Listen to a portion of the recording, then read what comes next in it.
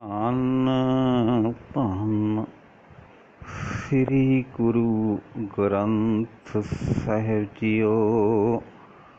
ਅੰਕ 158 ਗੌੜੀ ਗਾਰੇਰੀ ਮਹੱਲਾ ਤੀਜਾ।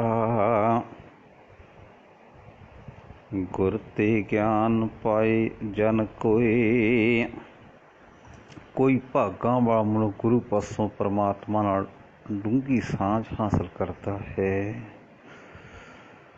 ਗੁਰ ਤੇ ਬੂਝੈ ਸੀਝੈ ਸੋਏ। ਜਿਹੜਾ ਮਨੁੱਖ ਗੁਰੂ ਪਾਸੋਂ ਇਹ ਰਾਜ ਸਮਝ ਲੈਂਦਾ ਹੈ ਉਹ ਜੀਵਨ ਖੇਡ ਵਿੱਚ ਕਾਮਯਾਬ ਹੋ ਜਾਂਦਾ ਹੈ।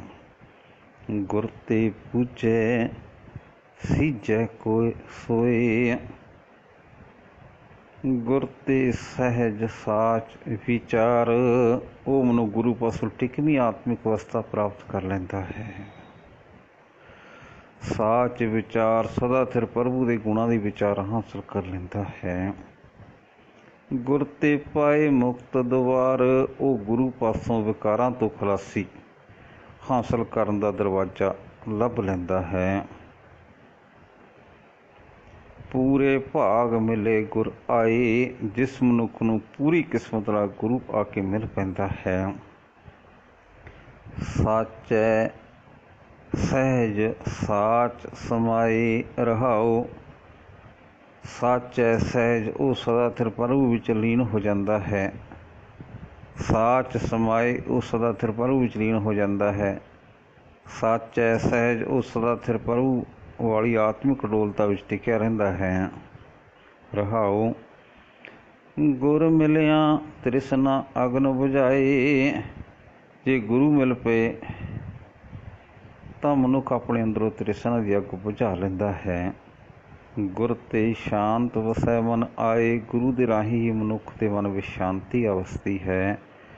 ਗੁਰ ਤੇ ਪਵਿੱਤ ਪਾਵਨ ਸੁਚ ਹੋਏ। ਗੁਰੂ ਪਾਸੋਂ ਵੀ ਆਤਮਿਕ ਪਵਿੱਤਰਤਾ ਆਤਮਿਕ ਸੁਚ ਮਿਲਦੀ ਹੈ। ਗੁਰ ਤੇ ਸ਼ਬਦ ਮਿਲਾਵਾ ਹੋਏ। ਗੁਰੂ ਦੇ ਰਾਹੀਂ ਹੀ ਗੁਰੂ ਦੇ ਸ਼ਬਦ ਵਿੱਚ ਜੁੜ ਕੇ ਪਰਮਾਤਮਾ ਨਾਲ ਮਿਲਾਪ ਹੁੰਦਾ ਹੈ। ਬਾਜ ਗੁਰੂ ਸਭ ਭਰਮ ਭੁਲਾਈ। ਗੁਰੂ ਤੋਂ ਬਿਨਾਂ ਸਾਰੀ ਲੁਕਾਈ ਭਟਕਣਾ ਵਿੱਚ ਪੈ ਕੇ ਕੁਰਾਹੀ ਪਈ ਰਹਿੰਦੀ ਹੈ ਅਤੇ ਪ੍ਰਭੂ ਦੇ ਨਾਮ ਤੋਂ ਖੁੰਝੀ ਰਹਿੰਦੀ ਹੈ।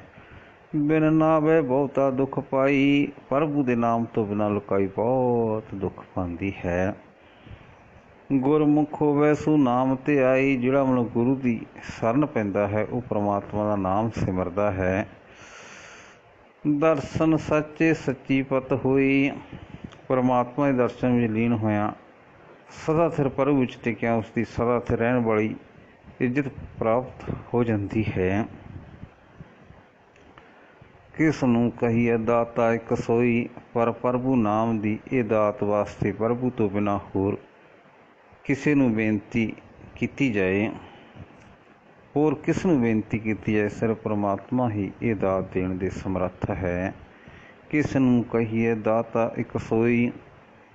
ਕਿਰਪਾ ਕਰੇ ਸ਼ਬਦ ਮਿਲਾਵਾ ਹੋਈ। ਜਿਸ ਮਨੁੱਖ ਤੇ ਉਹ ਮਿਹਰ ਕਰਦਾ ਹੈ ਗੁਰੂ ਦੇ ਸ਼ਬਦ ਦੇ ਰਾਹੀਂ ਉਸ ਦਾ ਪ੍ਰਭੂ ਨਾਲ ਮਿਲਾਪ ਹੋ ਜਾਂਦਾ ਹੈ। ਮਿਲ ਪ੍ਰੀਤਮ ਸਾਚੇ ਗੁਣ ਗਾਵਾਂ। ਪ੍ਰੀਤਮ ਗੁਰੂ ਨੂੰ ਮਿਲ ਕੇ ਮੈਂ ਵੀ ਸਦਾ ਸਿਰ ਰਹਿਣ ਵਾਲੇ ਪਰਮਾਤਮਾ ਦੇ ਗੁਣ ਗਾਉਂਦਾ ਰਹਾਂ। ਨਾਨਕ ਸਾਚੇ ਸਾਚ ਸਮਾਵਾਂ। ਨਾਨਕ ਵੀ ਇਹੀ ਅਰਦਾਸ ਹੈ ਕਿ ਸਦਾ ਸਿਰ ਰਹਿਣ ਵਾਲੇ ਪਰਮਾਤਮਾ ਵਿੱਚ ਲੀਨ ਰਹਾਂ। ਗੌੜੀ ਗਾਰੇਰੀ ਮਹੱਲਾ ਤੀਜਾ। ਸੋ ਥਾਉ ਸੱਚ ਮਨ ਨਿਰਮਲ ਹੋਏ। ਉਹ ਸਤਸੰਗਤ ਥਾਂ ਸੱਚਾ ਥਾਂ ਹੈ। ਉੱਥੇ ਬੈਠ ਕੇ ਮਨੁੱਖ ਦਾ ਮਨ ਪਵਿੱਤਰ ਹੋ ਜਾਂਦਾ ਹੈ। ਸੱਚ ਨਿਵਾਸ ਕਰੇ ਸੱਚ ਸੋਏ। ਸਦਾ ਸਿਰ ਪ੍ਰਭੂ ਵਿੱਚ ਮਨੁੱਖ ਦਾ ਮਨ ਨਿਵਾਸ ਕਰਦਾ ਹੈ। ਸੱਚ ਨਿਵਾਸ ਕਰੇ ਸੱਚ ਸੋਏ। ਸਤ ਸੰਗਤ ਦੀ ਬਰਕਤ ਨਾਲ ਮਨੁੱਖ ਸਦਾ ਸਿਰ ਪ੍ਰਭੂ ਦਾ ਰੂਪ ਹੋ ਜਾਂਦਾ ਹੈ। ਸੱਚੀ ਬਾਣੀ ਜੁਗ ਚਾਰੇ ਜਪੈ। ਸਤ ਸੰਗਤ ਵਿੱਚ ਰਹਿ ਕੇ ਸਦਾ ਸਿਰ ਪ੍ਰਭੂ ਦੀ ਸਿਫਤ ਸਲਾਹ ਦੀ ਬਾਣੀ ਦੀ ਬਰਕਤ ਨਾਲ ਮਨੁੱਖ ਚੌਹਾਂ ਯੁੱਗਾਂ ਵਿੱਚ ਪ੍ਰਸਿੱਧ ਹੋ ਜਾਂਦਾ ਹੈ। ਸਭ ਕੁਝ ਸਾਚਾ ਆਪੇ ਆਪੈ। ਉਸ ਨੂੰ ਯਕੀਨ ਬਣ ਜਾਂਦਾ ਹੈ ਕਿ ਇਹ ਸਾਰਾ ਆਕਾਰ ਸਦਾ ਸਿਰ ਪ੍ਰਭੂ ਆਪ ਹੀ ਆਪਣੇ ਆਪ ਤੋਂ ਬਣਾਉਣ ਵਾਲਾ ਹੈ।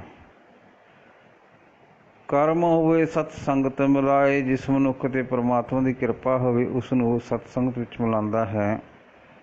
ਹਰ ਗੁਣ ਗਾਵੇ ਵੈਸ ਸੁਥਾਏ ਰਹਾਓ, ਉਹ ਉਸ ਥਾਂ ਵਿੱਚ ਉਹ ਮਨੁੱਖ ਬੈਠ ਕੇ ਪਰਮਾਤਮਾ ਦੇ ਗੁਣ ਗਾਉਂਦਾ ਹੈ। ਰਹਾਓ ਜਲਿਓ ਇਹ ਜੀਵਾ ਦੂਜੇ ਭਾਏ, ਸੜ ਜਾਏ ਇਹ ਜੀਵ ਜੇ ਇਹ ਹੋਰ ਸਵਾਦਾਂ ਵਿੱਚ ਹੀ ਰਹਿੰਦੀ ਹੈ। ਹਰ ਰਸ ਨਾ ਚਾਖੇ ਫੀਕਾ ਅਲਾਏ, ਜੇ ਇਹ ਪ੍ਰਭੂ ਦੇ ਨਾਮ ਦਾ ਸਵਾਦ ਨਹੀਂ ਚੱਖਦੀ, ਪਰ ਨਿੰਦਾ ਆਦਿਕ ਤੇ ਫਿੱਕੇ ਬੋਲ ਹੀ ਬੋਲਦੀ ਹੈ। ਬਿਨ ਬੂਝੇ ਤਨ ਮਨ ਫਿੱਕਾ ਹੋਏ, ਪਰਮਾਤਮਾ ਦੇ ਨਾਮ ਦਾ ਸਵਾਦ ਸਮਝਣ ਤੋਂ ਬਿਨਾਂ ਮਨੁੱਖ ਦਾ ਮਨ ਫਿੱਕਾ, ਪ੍ਰੇਮ ਤੋਂ ਸੱਖਣਾ ਹੋ ਜਾਂਦਾ ਹੈ। ਸਰੀਰ ਵੀ ਫਿੱਕਾ ਹੋ ਜਾਂਦਾ ਹੈ, ਭਾਵ ਗਿਆਨ ਇੰਦਰੀ ਵੀ ਦੁਨੀਆ ਦੇ ਹੋਛੇ ਪਦਾਰਥਾਂ ਵੱਲ ਦੌੜਨ ਦੇ ਆਦੀ ਹੋ ਜਾਂਦੇ ਹਨ। ਬਿਨ ਨਾਵੈ ਦੁਖੀਆ ਚੱਲਿਆ ਰੋਏ, ਨਾਮ ਤੋਂ ਵਾਂਝਿਆ ਰਹਿ ਕੇ ਮਨੁੱਖ ਦੁਖੀ ਜੀਵਨ ਬਤੀਤ ਕਰਦਾ, ਦੁਖੀ ਹੋ ਕੇ ਇੱਥੋਂ ਆਖਰ ਚਲਾ ਜਾਂਦਾ ਹੈ। ਰਸਨਾ ਹਰ ਰਸ ਚਾਖਿਆ ਸਹਿਜ ਸੁਭਾਏ, ਗੁਰ ਕਿਰਪਾ ਤੇ ਸੱਚ ਸਮਾਏ। ਜਿਸ ਮਨੁੱਖ ਦੀ ਜੀਵ ਨੇ ਹਰ ਨਾਮ ਦਾ ਸਵਾਦ ਚੱਖਿਆ ਹੈ, ਉਹ ਆਤਮਿਕ ਅਟੋਲਤਾ ਵਿੱਚ ਪ੍ਰਭੂ ਪ੍ਰੇਮ ਵਿੱਚ ਮਗਨ ਰਹਿੰਦਾ ਹੈ। ਗੁਰੂ ਦੀ ਮਿਹਰ ਨਾਲ ਉਸ ਦਾ ਸਦਾ ਸਿਰ ਪ੍ਰਭੂ ਦੀ ਸਿਫਤ ਸਲਾਹ ਵਿੱਚ ਸਦਾ ਸਿਰ ਪ੍ਰਭੂ ਦੀ ਸਿਫਤ ਸਲਾਹ ਵਿੱਚ ਰੰਗਿਆ ਰਹਿੰਦਾ ਹੈ। ਸਾਚੇ ਰਾਤੀ ਗੁਰ ਸ਼ਬਦ ਵਿਚਾਰ, ਗੁਰੂ ਦਾ ਸ਼ਬਦ ਹੀ ਉਸ ਦੀ ਵਿਚਾਰ ਬਣਿਆ ਰਹਿੰਦਾ ਹੈ। ਅੰਮ੍ਰਿਤ ਪੀਵੇ ਨਿਰਮਲ ਧਾਰ, ਉਹ ਮਨੁੱਖ ਆਤਮਿਕ ਜੀਵਨ ਦੇਣ ਵਾਲਾ ਨਾਮ ਜਲ ਪੀਂਦਾ ਹੈ, ਨਾਮ ਜਲ ਦੀ ਪਵਿੱਤਰ ਧਾਰ ਪੀਂਦਾ ਹੈ। ਨਾਮ ਸਮਾਵੈ ਜੋ ਵੱਡ ਭਾਡਾ ਹੋਏ,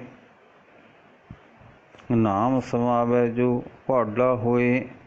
ਗੁਰੂ ਦੀ ਕਿਰਪਾ ਨਾਲ ਜਿਹੜਾ ਹਿਰਦਾ ਸ਼ੁੱਧ ਹੋ ਜਾਂਦਾ ਹੈ,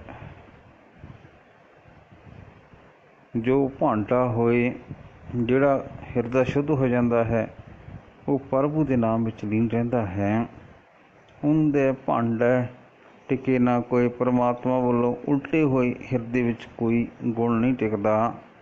ਗੁਰ ਸ਼ਬਦੀ ਮਨ ਨਾਮ ਨਿਵਾਸ, ਗੁਰੂ ਦੇ ਸ਼ਬਦ ਦੀ ਬਰਕਤ ਨਾਲ ਮਨੁੱਖ ਦੇ ਮਨ ਵਿੱਚ ਪਰਮਾਤਮਾ ਦੇ ਨਾਮ ਦਾ ਨਿਵਾਸ ਹੋ ਜਾਂਦਾ ਹੈ।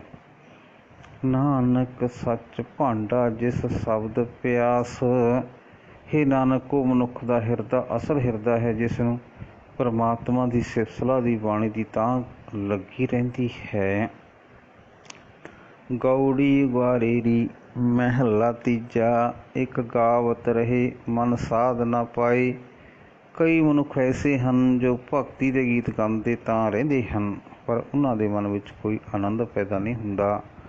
ਹਉਮੈ ਵਿੱਚ ਗਾਵੇ ਬਿਰਥਾ ਜਾਏ, ਕਿਉਂਕਿ ਉਹ ਆਪਣੇ ਭਗਤ ਹੋਣ ਦੀ ਹਉਮੈ ਵਿੱਚ ਭਗਤੀ ਦੇ ਗੀਤ ਗਾਉਂਦੇ ਹਨ, ਉਹਨਾਂ ਦਾ ਇਹ ਉਦਮ ਵਿਅਰਥ ਚਲਾ ਜਾਂਦਾ ਹੈ।